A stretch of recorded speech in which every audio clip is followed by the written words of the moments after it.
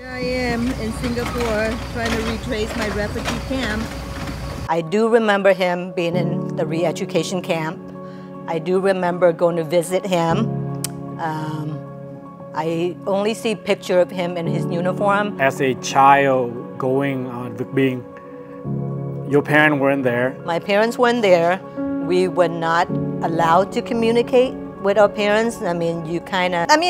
You take care of yourself as much as you can. You know, being 11, just imagine yourself, 4th, 5th grade. You want to play. You don't want to do the hard work. But nobody told me that I can just buy shampoo and wash out the headlights.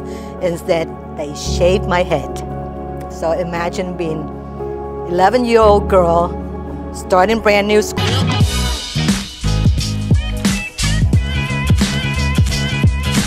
Quý khán giả, trong tuần qua Khang đã có làm được cái video sau 49 năm thì các bạn trẻ người Mỹ gốc Việt nghĩ gì về 30 tháng 4 hay là tháng 4 đen. Một lần con của Khang có một vài câu hỏi về những cái lịch sử và nó đã thúc đẩy cho Khang tại sao mình không làm thêm những cái câu chuyện của những người khi đi vượt biên lúc còn trẻ họ sẽ nghĩ ra sao. Thì hôm nay Khang có cơ hội, Khang đã ngồi chung với một người bạn làm tại trường của Khang, đó là cô Heather Stenson, để tìm hiểu thêm về cái hành trình của cô đi vượt biên và lúc còn nhỏ 11 tuổi thì cô nghĩ ra sao. Thì khán giả cùng theo dõi nào. My name is Heather Stenson. Was actually Heather Han Nguyen Stenson, but that's the name I've adopted through becoming an American citizen through marriage. But my given Vietnamese name is Nguyễn Lê Hồng Hạnh. What do I know of April 30th?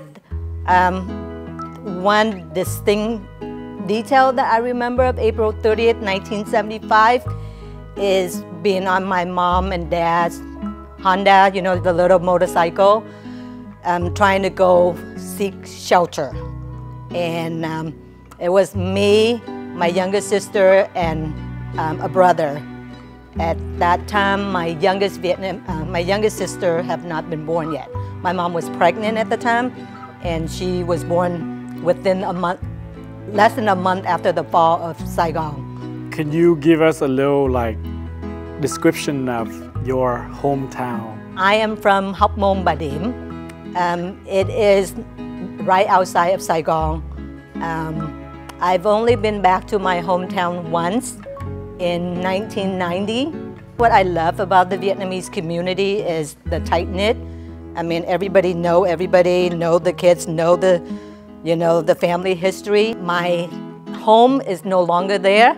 The intersection where my home is pretty much a highway now.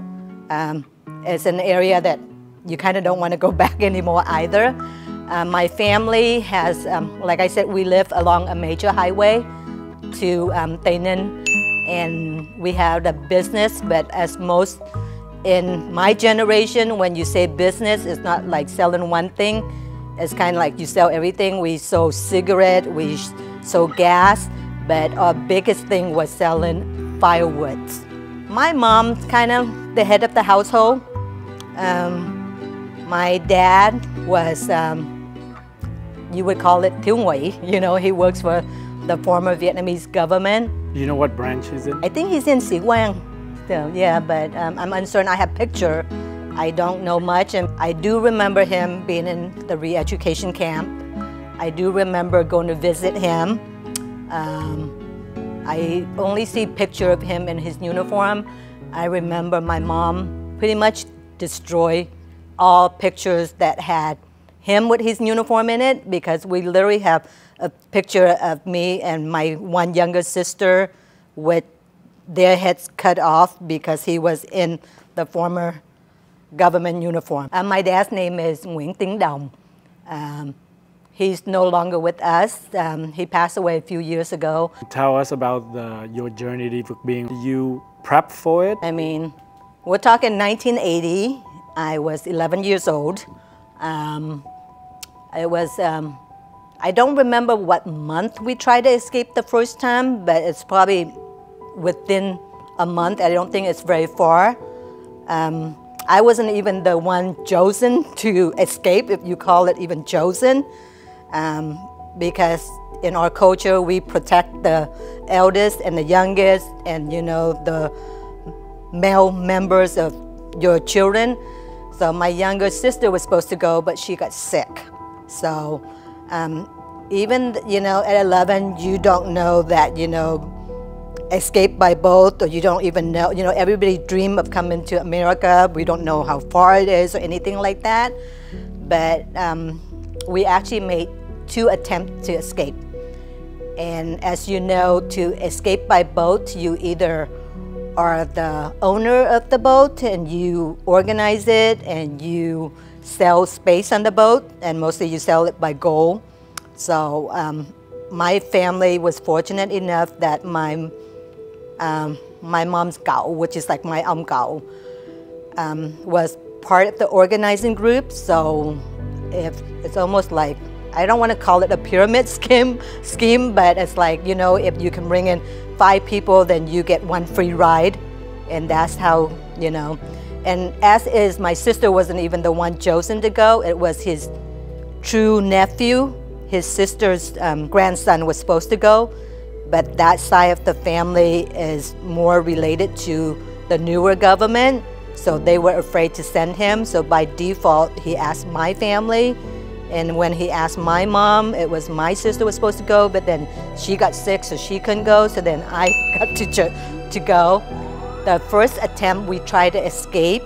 We got down to the harbor area, and we heard words that there was an inspections going on with all the boats. So then we didn't go to the meeting point with the boat. We just wait, and then we returned home with the expectation that we would turn right around the next day or 2 days later to leave. But the weather, it's either weather or some other factor, we didn't leave immediately.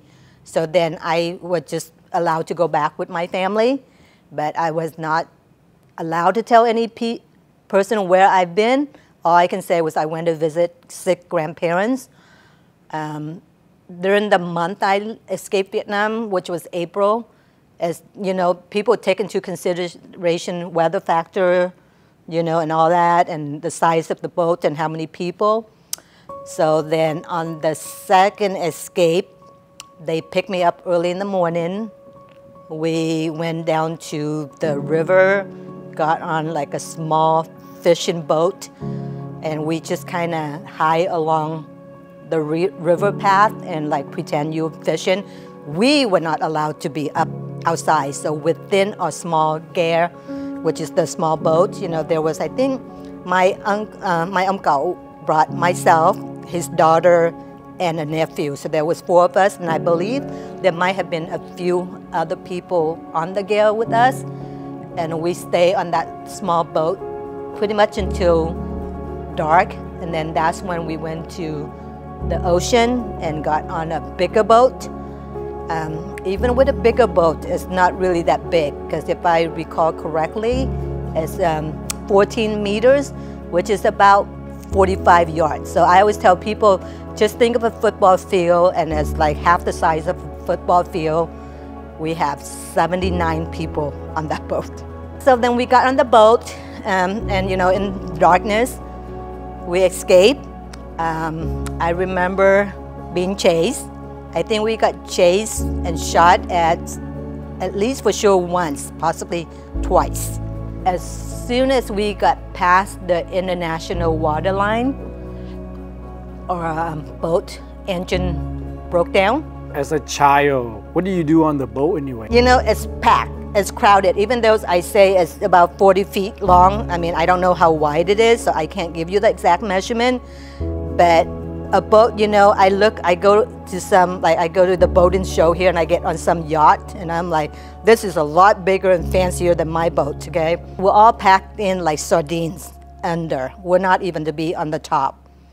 And the one distinct detail that I do remember is all the ladies was very gung-ho when they had to throw up because they got seasick. They threw up in like, you know, a bag or baggie. But we don't know what happened to that bag because we sure didn't throw it overboard. So it's probably got all in our clothes and stuff, you know. And I mean, I remember being, you know, seasick. Have you ever been on a boat before that? Never been on a boat, don't even know how to swim. And I'm pretty sure there was no life vest, you know, on the boat. So, I mean, honestly, at 11, you don't think. As a child going on Vượt, Biên, your parents weren't there. I mean, you take care of yourself as much as you can. You know, being 11, you know, just imagine yourself, you know, 4th, 5th grade. You want to play. You don't want to, like, do the hard work.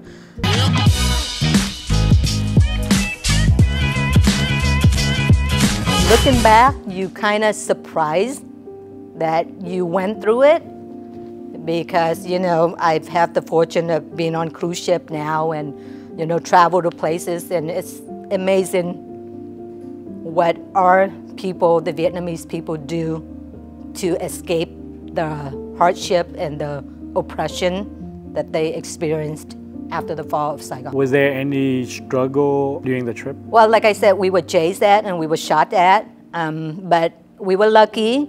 So we were floating out there in the international water line. I'm pretty sure it's still during the day because I remember seeing and hearing people talk about it. Pretty soon we see like a speck in the sky. And as it gets closer and closer, people send up SOS signals. And we really don't know where we are. You know, I mean, people, it's not like you have GPS that tell your exact location. Everybody just navigate, you know, by what they know. And most of these owners who operate these boats for people to escape are just your fishermen. So they just, you know, local ocean. They're not out in the middle of ocean with no visible land in sight, you know, and they just use what they know of nature and your little compass. The helicopter turned into a ship. When it first appeared, all we could see was the color of the ship, and everybody was thinking, you know, red, you kind of associated with communists and all that. And then we hear Vietnamese being spoken, so that's even gotten worse. But it turned out to be a good thing because the ship that rescued us was called the Cap Anamur. All the people on the ships are volunteers, doctors and volunteer doctors and nurses from Germany. We were the second boat they rescued. We stayed on the ocean for about 2 weeks total. They picked up 2 other boats. So in our wave, during the 2 weeks on the ocean, they rescued 4 boats. We were lucky. We were not one of those boats that, you know, float at sea for days on end. We were not attacked by pirates. We didn't run out of food. We were only at sea for about 2 days, and then we got rescued. And then once we got rescued, we were on the big ship for another 2 weeks. And then after that, they brought us into Singapore. Singapore was a fairly new refugee camp at the time. They actually used an old military barrack. And I think in like 78, 79, when they start having a lot of Vietnamese people escaping by boat, then they opened up this former military barrack and accepted refugees. But there are lots of rescue operations out there, not necessarily their dedicated rescue operation, but there's like oil tankers, there's freighter, that they would pick up these boat peoples that are floating out at sea, you know. And we had a refugee camp in Singapore, we had them in Thailand, we had them in Philippines, you know, in Malaysia. As a child going on Vượt, Biên, your parents weren't there. My parents weren't there. We were not allowed to communicate with our parents. I mean, you kind of send messages in codes. Like even after we got rescued, realizing that this ship, you know, was a rescue operation, so they send messages back in codes to kind of direct these boats, the path for them to go. But you know, none of our family members got on it. We were lucky we got into refugee camp. We sent messages back. I was not even allowed to send messages directly to my family in their hometown. We went through another uncle who happened to already had kids in the US. So that's how we got messages through my family in Vietnam that I was safe. Took care of yourself. I mean, you take care of yourself as much as you can. You know, being 11, you know, just imagine yourself, you know, 4th, 5th grade. You want to play. You don't want to like do the hard work. So, I mean, when we were in the refugee camp, I remember going to take classes.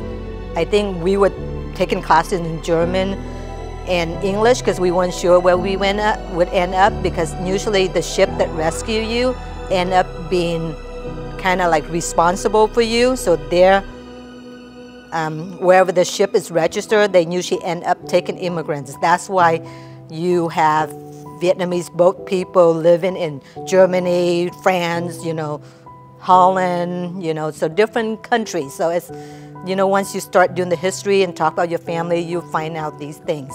Camp life is easy. I mean, we have friends that's like our age group, so we just run around and play. But like I said, my ông cậu, on his trip, he brought his daughter, he brought his nephew, and he brought me. And his nephew was in his early 20s, so he kind of sneaked out of the camp to go to work to earn some extra money. A lot of people asked, how did you manage to live at the camp? We were provided an allowance by the United Nations. So your the allowance kind of pay for your basic necessity, but if you want extra things, like if you want a soda, you know, or if you want to buy a shirt, then you kind of sneak out and go work, you know, extra to make the cash to spend. Or if you're lucky enough and you have family members that's already living abroad, they will send money to help you a little bit during the time that you're in the camp. It's not like with fences around. No, our camp have fence, but people, you know, cut through the fence and sneak out. It's not sanctioned because it's for safety reason and all that, so it's not really sanctioned. But like I said, my wave of boat was fairly early in the wave of boat people, so there was not as strict as with later. And you know, and you don't have like the horror that you hear where people get attacked or there were fights, you know, or living condition was so bad that they rebel. How did you end up leaving the camp? Because my mom's uncle, but my grand uncle, my ông cậu, I call him ông cậu, he had a son that already came to the U.S. So it's kind of all started from his family, and that's what I kind of like younger generation to know. So my ông cậu has a brother-in-law who escaped with the fall of Saigon with the helicopter. So when he escaped, he got to the U.S. He actually was stationed at Camp Pendleton. And then he moved to somewhere, I think Midwest, but he came back to California. So when his sister, which is still my ông cậu, sister-in-law, escaped Vietnam, brought one son. That's my ông cậu son. So to make the story short, my ông cậu had 4 kids. They escaped 4 different times. Rarely will family escape as a whole family unit because you don't know what your survival rate is. So that's why his family has 4 children and they all escaped 4 different times. And his story is also interesting because he had two of his kids escaped by boat. One escaped by walking to Thailand, and another got sponsored and came by Bảo Lãnh. So that's how I ended up in the U.S. So my ông cậu son was already here. So and because I was a minor at the time, so I was able to follow my ông cậu to come to the U.S. Where did you? We actually, you know, I have not left Orange County.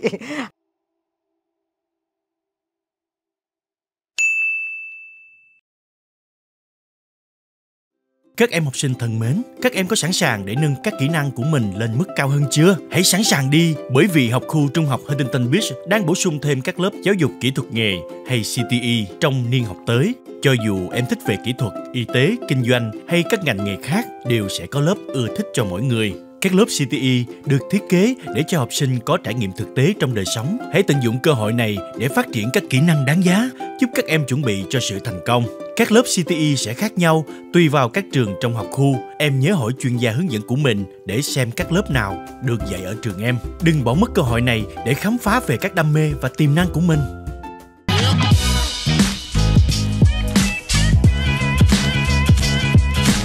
Orange County. I literally came to the U.S. and lived in Huntington Beach. Okay, I was 11 years old, 1980. So I escaped Vietnam in April 1980. Got to Singapore April 1980. Left Singapore mid-July of 1980. Got to U.S.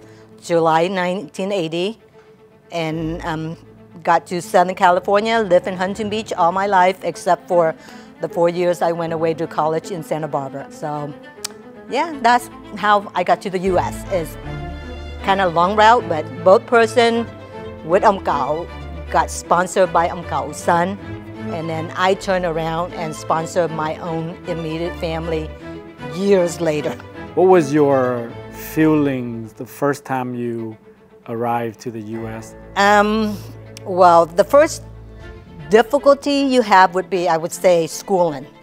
Okay, I was kind of like the top student in my class in Vietnam. In fact, I was getting ready to go to a competition, and I left. I didn't get to go to the competition.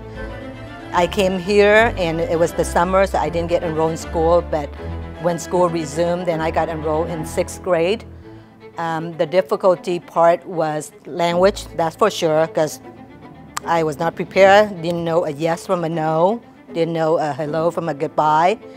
Even like the couple lessons that I had in the refugee camp didn't stay with me. The other hard part, I mean, it's funny now, but it wasn't funny then. The family that sponsored us to come here to live, they've been in the U.S. since 1975. They had a daughter. Living in a camp, condition in the camp is not like, going camping. You live with many people in one military barrack. And I didn't know at the time, but when I landed in the U.S., the family that sponsored us realized that I had head lice. So for those of you who experienced that, know what it's like. But nobody told me that I can just buy shampoo and wash out the head lice. Instead, they shaved my head. So imagine being 11-year-old girl, starting brand new school as a 6th grader, had your head shaved, and it wasn't even like, they didn't use an electric shaver to shave it. I didn't get to go to the hairdresser to get my hair cut short or anything. It was just kind of chop up. So for most of my 6th grade, I wore my hair in a scarf. So people always question me about why I have a scarf on my head. I can't reveal to them I have had head lice, But, I mean, like, definitely schooling was hard, but the community that we lived at the time in Huntington Beach had a lot of Vietnamese, so they kind of helped us. Like, I had friends who helped me with the language difficulty. I say that lasted about a year, and then you start picking up the language and start making friends and adjust to school life. I think the most difficulty was missing my family. I had never lived away from my family. They had convinced me to escape with the promise that they would join me shortly. Well, that shortly turned into almost 15 years later before they actually joined me. I mean, I got to see them once when I went back to Vietnam in 1990. I ended up sponsoring them because my dad, like I said, my dad went to re-education camp. We could have them come under the HO policy at the time, the humanitarian operation at the time. My dad would have stayed in the re-education camp much longer than the 2 years or about 2.5 that he was there, but my family, Vietnamese family can be 3 generations down and still related, but we had a relative that's high-ranking member of the new communist government. So he kind of pushed for my dad to get released early. But actually back to, not so much the hardship, but like I said, education was very important for my family. And if your family members had any family members that used to work for the former government, you would not be able to get, they have different standards. Like in our US education here, when you apply to colleges, people kind of judge you by your SAT, ACT. In Vietnam, they judge you by whether you had relatives that work for the former government or not. So they have different standards. So that's one of the reasons why my parents decided to let me escape, so that I would have an opportunity to have an education and higher education. I think it's important for us to remember where we came from. I have 2 sons, and I tell them in details what my escape was like. And they, in turn, I'm lucky enough that they, in turn, share those stories with their friends or any opportunities they have. My kids, because my husband is non-Viet, so my kids don't really speak Viet, or they don't know much about our culture. But for me, I like to share it, not so much the hardship, but for them to know where they came from. Because for me, not having an immediate family around from pretty much from 11 to my mid-20s. When I came to the US, I lived in an apartment with like 10 plus people in a 2-bedroom, 1-bath apartment. Didn't have my own bed until I went away to college. So then once you start to experience that, you realize there are better things, different things, so you kind of want to better your life. Yeah, so I think I like to share the story just so that we know where we came from and how we got here,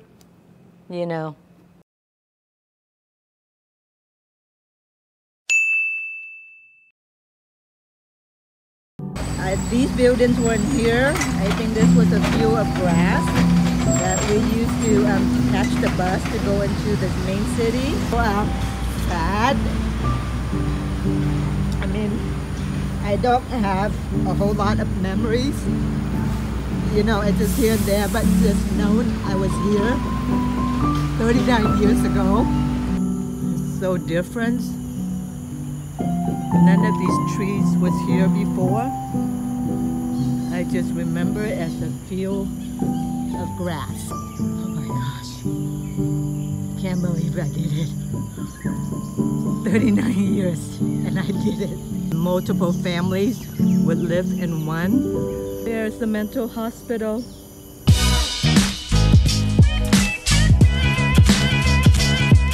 Glad it was broke down or not, because it's funny, because recently I belong to this group called Refugee People at Singapore Camp, and also with a group called Gap en Amour, which is the ship that rescued me, and they have Facebook groups. So recently I found a guy, it turned out we were on the exact same boat. So he gave me a little bit more details. I'm trying to get a picture from him. But yeah, so as soon as we got to the international water line, our engine no longer works, so we're just kind of floating out there. Hopefully that we won't be drifted back into the Vietnamese, water line. As I said, I like to know where I came from and my history. So I was fortunate enough where I took the opportunity not only to go back and visit my refugee camp. So my refugee camp is Singapore, but I also was fortunate enough to learn the history of the Gap en Amour and went and visit the little plaque that they dedicated to the Gap en Amour in Hamburg, Germany. It's a little plaque, and I could see how many years they were at sea and how many people they rescued, and they have different waves. So I was in what they call Gap en Amour 4, and I'm one of the 10,000 people they rescued during that wave. I forgot the exact time frame of the wave, but I have a picture of the plaque of it. What do you tell people that said we should just forget about this era, this timeline, or this experience, and move on? You know what? I don't think it's something that you can forget. It's part of who I am. And as part of the legacy I want to pass on to my kids, I don't think you live in the past, but just know where you came from and know it makes you who you are, and remember that, because I don't think if I had those hardships, I would appreciate where my life is right now, the opportunities that's given to us. And I mean, I am extremely fortunate and proud, even though, you know, my family was well off, but I would not have an easy life in Vietnam just because of my dad's association with the former government. Living with the family, with my uncle, it wasn't easy. I mean, I know he's my uncle. I respect him, I love him, but living in a household with 10 people and you kind of like sort of an outsider. I always remember the reason that my parents let me escape was so that I have a better education. So education is very important to me. That's why I work in the education field. My kids, you know, are college educated, and in fact, my youngest son turned out to be an officer in the Air Force now. So he's paying back to the country that's kind of provide me the life I have today. So I think I mean, I don't think you should forget your past, but you should not live in your past either, but just remember that your past form who you are today. I want our students, our community to be more united and, you know, to not, because I don't like seeing that. I mean, I personally don't know many people that are related to the new communist government. I only know the people who work or relate. I remember the oppression they went through. So I kind of want our kids and our family to remember that and make better life of it, contribute to society, to community. My name is Heather Han Nguyen Steng Seng, or my full Vietnamese name is Nguyen Lê Hồng Hạnh. This is my story of how I escaped Vietnam by boat in April 1980. All right, thank you. All right. You got enough materials?